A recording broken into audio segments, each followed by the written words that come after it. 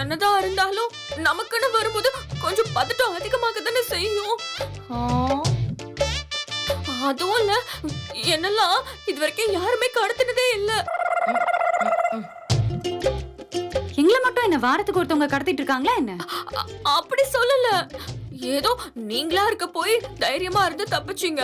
அவங்க என்ன மட்டும் கடத்திருந்தாங்கன்னு வைங்களேன், நான் பயத்துல நெஞ்சு வலி வந்தே போய் சேர்ந்திருப்பேன்.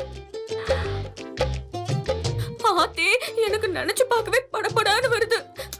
சரி, அதான் அவங்க உன்னை கடத்தல, விடு விடு.